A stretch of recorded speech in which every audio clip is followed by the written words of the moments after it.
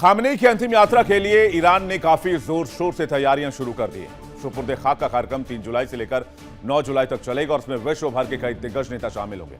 आपको याद होगा कि 28 फरवरी को अमेरिका और इजरायली हमले में आयतोल्ला अली खामनेई मारे गए थे।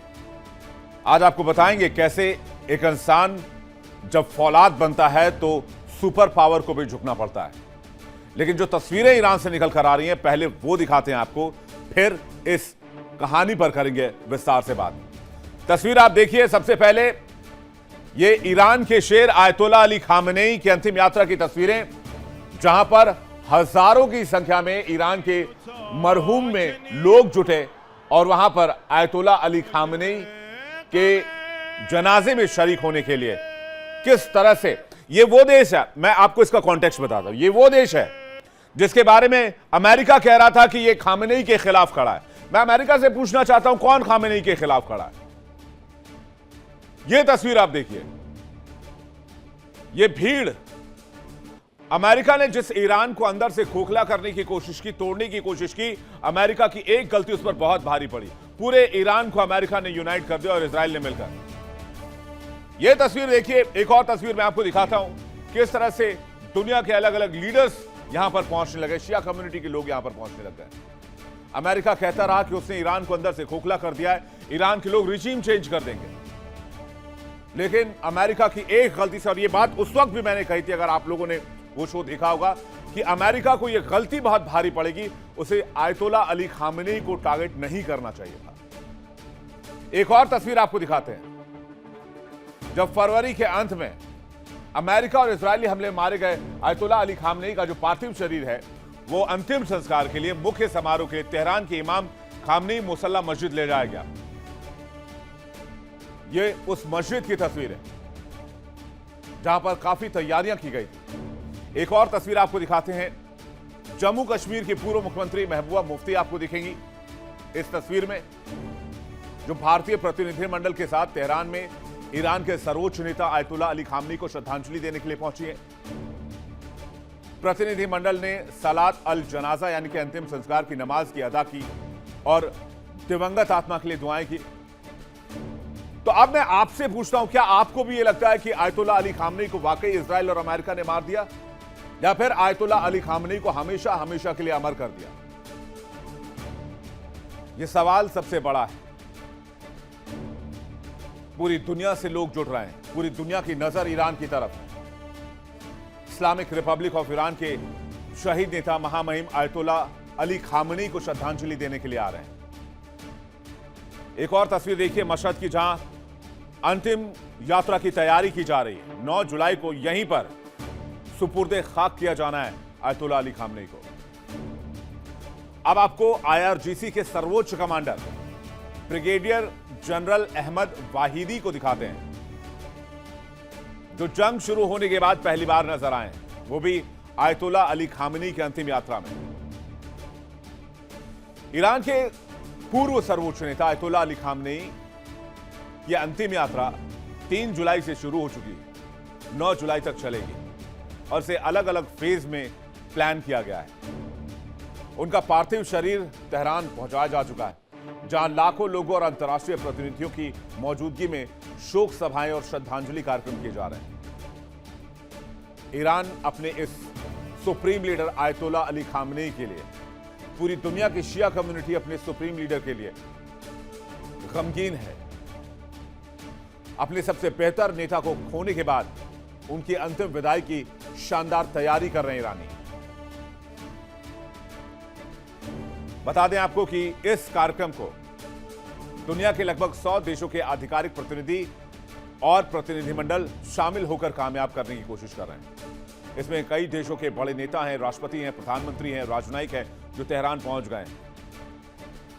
भारत सरकार की तरफ से भी डेलीगेशन भेजा गया है, जिसमें बिहार के राज्यपाल लेफ्टिनेंट जनरल सैयद अता हसनैन, विदेश राज्य मंत्री पवित्र मार्ग्रेटा, पूर्व विदेश मंत्री सलमान खुर्शीद भेजे गए।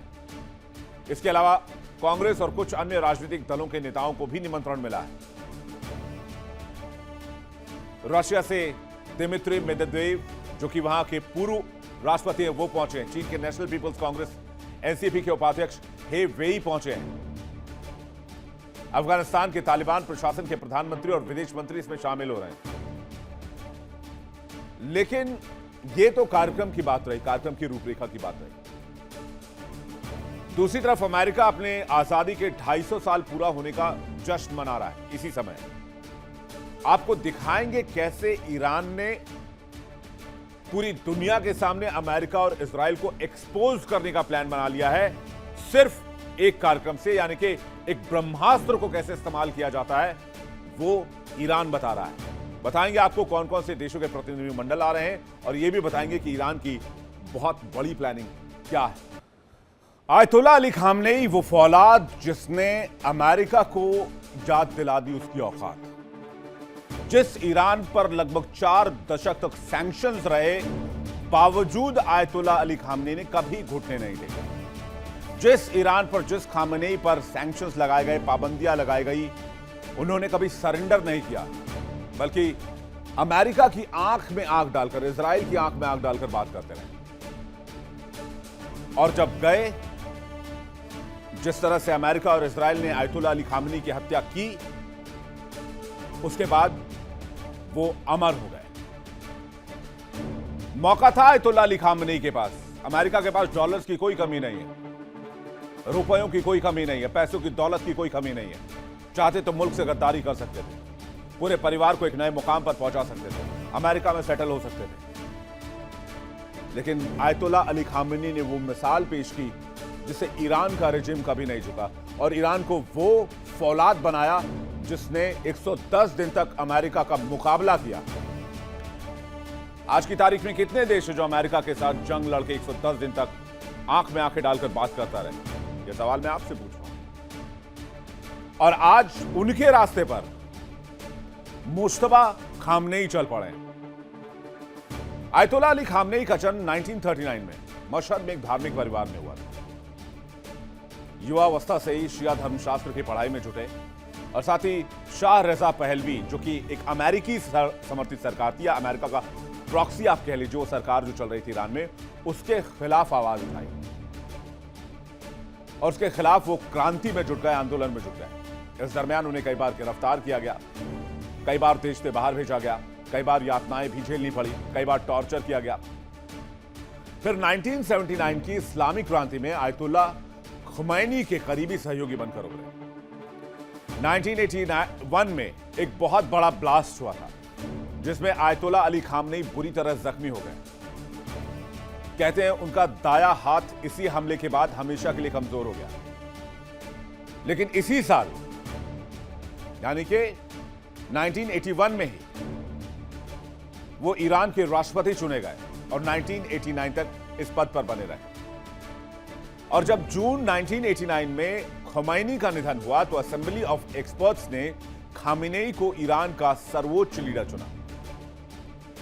यह पद ईरान की सत्ता व्यवस्था में राष्ट्रपति से भी ऊपर सेना, न्यायपालिका और विदेश नीति पर आखिरी फैसला लेने वाला माना जाता है। और एक फैक्ट यह भी है कि जो ईरान का सुप्रीम लीडर होता है वही पूरी दुनिया में शियाओं का लीडर भी माना जाता है। तो 1989 में न सिर्फ Ayatollah Ali Khamenei supreme leader बने बल्कि पूरी दुनिया में शियाओं के धर्मगुरु भी बने। 1989 से ईरान के प्रमुख रहे जब क्रांति की अगुवाई करने वाले आयतुल्लाह खुमैनी का निधन हुआ था। खुमैनी क्रांति के पीछे वैचारिक ताकत थे। खामेनेई ने सैन्य और अर्धसैनिक ढांचे को इसके बाद आकार देना शुरू किया और खामेनेई के रिजीम में ही जब उनको लगा कि अमेरिका आज नहीं तो कल उनकी दहलीज तक तोप, गोले, बारूद, जहाज, फाइटर जेट लेकर आएगा, तब उन्होंने मोज़ैक डॉक्ट्रिन तैयार करवाया, जिसकी वजह से ईरान अमेरिका के सामने जंग में आंख में आंखें डालकर खड़ा रहा। खामेनेई का एक और सबसे बड़ा योगदान था जिसे आप IRGC के नाम से जानते हैं। उन्होंने रिवोल्यूशनरी गार्ड्स IRGC और उसकी कुद्स फोर्स को ईरान की विदेश नीति का मुख्य हथियार बनाया। खामेनेई क्षेत्र में हिजबुल्लाह, हमास, इराकी शीरिया मिलिशिया और हूती जैसे सहयोगी गुटों का एक बड़ा नेटवर्क खड़ा कर रहे थे। इसके जरिए ईरान बिना सीधी जंग लड़े क्षेत्र में अमेरिका और इस्राइल के खिलाफ अपना प्रभाव बनाए रखता था। घरेलू मोर्चों पर उन्होंने असहमति को कुचलने में भी कोई नरमी नहीं दिखाई। देश में कई बड़े जन विरोधी प्रदर्शन को बलपूर्वक भी दबाया गया। खामनेई का पूरा शासनकाल अमेरिका को बड़ा शैतान बताने और उसके दबाव के आगे न झुकने की नीति पर ही टिका रहा।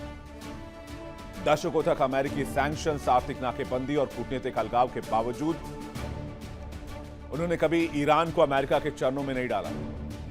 वो चाहते तो रज़ा पहलवी के कदमों पर चल सकते थे, लेकिन उन्होंने ईरान की ताकत को बढ़ाना बेहतर समझा।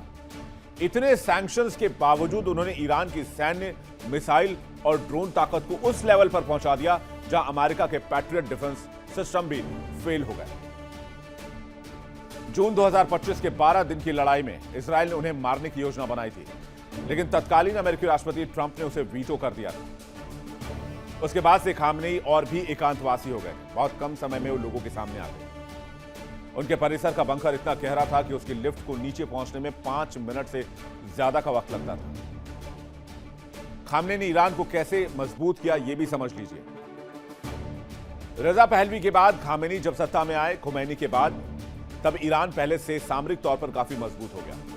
इसके साथ साथ ईरान ने यूरेनियम संवर्धन को आगे बढ़ाना शुरू किया और इतना आगे बढ़ाते गया कि वो 60% तक पहुंच गए, जहां से परमाणु हथियार की दूरी बहुत ज्यादा नहीं थी। इसी पर अमेरिका और इजराइल लगातार चिंता जताते रहे। खामेनी के मुताबिक परमाणु कार्यक्रम ईरान की सुरक्षा के लिए बनाया जा रहा था। परमाणु मुद्दा ही ईरान के साथ दोनों बार युद्ध का कारण बना और परमाणु मुद्दा ही आखिरकार खामेनी की हत्या की वजह भी बना। 28 फरवरी 2026 को अली खामेनी की तेहरान में इजराइल और अमेरिकी हमले में हत्या की गई। यह उच्च पदस्थ ईरानी अधिकारी को निशाना बनाकर की गई इजरायली हवाई हमलों का एक हिस्सा थी। खामेनी की मौत की पुष्टि ईरानी सरकार ने 1 मार्च को की थी। यह अमेरिका और इजराइल के जॉइंट ऑपरेशन का हिस्सा था, जिसमें अमेरिकी खुफिया एजेंसी CIA भी इन्वॉल्व थी और इजरायली खुफिया एजेंसी मोसाद भी इन्वॉल्व थी, जिनकी खुफिया जानकारी के आधार पर ही खामेनी के खुफिया ठिकानों का पता लगाया गया। यह हमला ऑपरेशन एपिक फ्यूरी के तहत हुआ और यही युद्ध की शुरुआत का पहला दिन था। लेकिन यही अमेरिका की सबसे बड़ी गलती थी। अमेरिका ईरान में रिजीम चेंज कराना चाहता था, इजराइल भी यही चाहता था। अमेरिका का कहना था कि सरकार विरोधी प्रदर्शन बहुत तेज हो गए, खामेनी के विरोध में आधा ईरान खड़ा है, इसलिए अगर खामेनी को मार दिया जाए तो ईरान में रिजीम चेंज करना आसान हो सकता है। वहां पर अमेरिका समर्थित सरकार बिठाई जा सकती है जो अमेरिका के इशारों पर काम करेंगे, जैसे कि रज़ा पहलवी सरकार करती थी, और ईरान के ऑयल को अमेरिका कंट्रोल करेगा। लेकिन यह दाव अमेरिका इजराइल को उल्टा पड़ गया। खामेनी की हत्या के बाद पूरे देश में खामेनी के लिए सिंपैथी, अपने देश के लिए सुरक्षा की भावना और राष्ट्रवाद को जन्म दे गया। और यही अमेरिका की सबसे बड़ी हार थी। इस घटना के बाद खामेनी के बेटे मुश्तबा खामेनी को 8 मार्च 2026 को असेंबली ऑफ एक्सपर्ट्स ने नया सर्वोच्च नेता नियुक्त किया। हालांकि हमले में घायल होने की खबरों के चलते अब तक ज्यादातर सार्वजनिक मंचों से खामेनी दूर रहे हैं। वर्तमान में इजराइल हमले और खतरों की वजह से खबर यह भी है कि मुश्तबा खामेनी अपने पिता आयतुल्लाह अली खामेनी के सुपुर्द खाक कार्यक्रम में हिस्सा नहीं ले सकते हैं।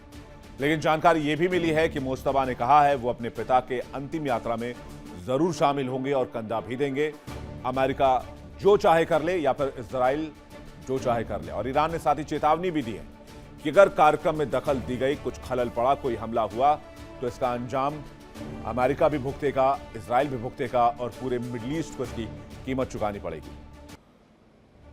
खामेनी की मौत के करीब 4 महीने के बाद ही उनका राजकीय अंतिम संस्कार क्यों किया जा रहा है? उनकी अंतिम यात्रा इस वक्त क्यों निकाली जा रही है? ये एक बहुत बड़ा सवाल है। ये सवाल आपके जहन में भी होगा। दरअसल कोशिश ईरान की यह है कि अमेरिका ने जो पाप ईरान में घुसकर किया, अमेरिका को एक्सपोज होना चाहिए। क्योंकि अगर आप इस कार्यक्रम पर नजर डालेंगे, इतिहास में जाएंगे, तो बेसिकली यह कार्यक्रम मार्च महीने में ही किया जाना था, लेकिन बहुत सोच समझ के रणनीतिक तरीके से इसको टाला गया।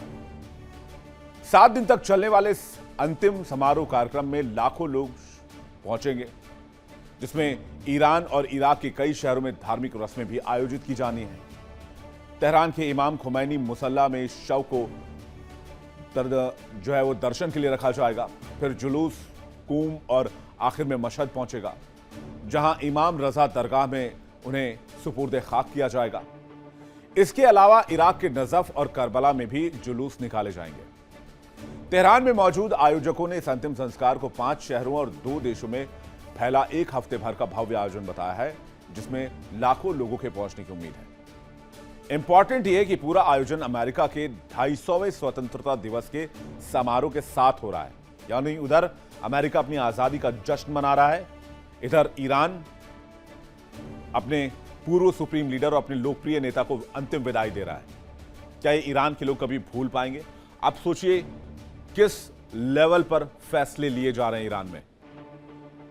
ईरान में वहां के लोग बताएंगे, वहां के आरजीसी और बाकी लोग बताएंगे, वहां के लीडर्स बताएंगे कि अमेरिका आजादी का जश्न मना रहा है हमारे लीडर को मारकर, और हम अपने लीडर को आज अंतिम विदाई दे रहे हैं।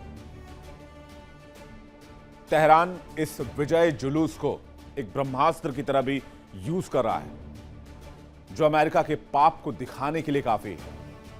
और इस भीषण युद्ध और आर्थिक तंगी झेलने के बावजूद ईरान मजबूत अवस्था में खड़ा है। दरअसल ईरान यह भी दिखाने की कोशिश कर रहा है कि दुनिया भर के जो लोग हैं वो कैसे ईरान के साथ खड़े हैं और अमेरिका और इजराइल के खिलाफ हैं।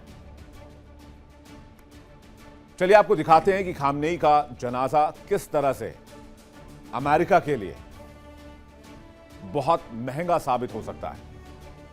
अमेरिका फिलहाल 250वां स्वतंत्रता दिवस मना रहा है। अमेरिका में 4 जुलाई से विशेष कार्यक्रम का आयोजन होगा। 10 जुलाई तक यह कार्यक्रम चलेगा। ईरान ने इसी समय को चुना है अपने पूर्व सुप्रीम लीडर को सुपुर्दे खाक करने के लिए। ईरान दिखाना चाहता है कि वो अब भी मजबूत है, और ईरान अंतिम विदाई को विजय जुलूस की तरह दिखा रहा है। खामनेई की अंतिम विदाई में दुनिया भर से लोग पहुंच रहे हैं, जबकि अमेरिका जब अपना स्वतंत्रता दिवस मना रहा होगा तो पूरी दुनिया का ध्यान शायद उधर ना हो। सबका ध्यान ईरान के तेहरान में खामनेई के जनाजे पर होगा। ईरान ने अपने पूर्व सर्वोच्च नेता अयतुल्लाह अली खामनेई के लिए क्या क्या कार्यक्रम तय किए हैं वो भी आपको दिखा देते हैं। 3 से 5 जुलाई तेहरान के इमाम खुमैनी प्रार्थना स्थल पर अंतिम दर्शन के लिए उनका पार्थिव शरीर रखा जाएगा। आम लोगों के दर्शन के लिए, श्रद्धांजलि के लिए यहां पर लोग आ सकेंगे। 6 जुलाई को तेहरान में सुबह 6 बजे से एक विशाल जुलूस निकाला जाएगा। 7 जुलाई पार्थिव शरीर को शिया इस्लाम के प्रमुख केंद्रों में से कोम शहर ले जाया जाएगा। 8 जुलाई पार्थिव शरीर और ताबूत को इराक ले जाया जाएगा, जहां नजफ और करबला के पवित्र स्थल पर प्रार्थना की जाएगी। 9 जुलाई अंतिम संस्कार समारोह ईरान के मशहद शहर में आयोजित किया जाएगा। खामनेई को इमाम रजा के पवित्र तीर्थ स्थल में दफनाया जाएगा।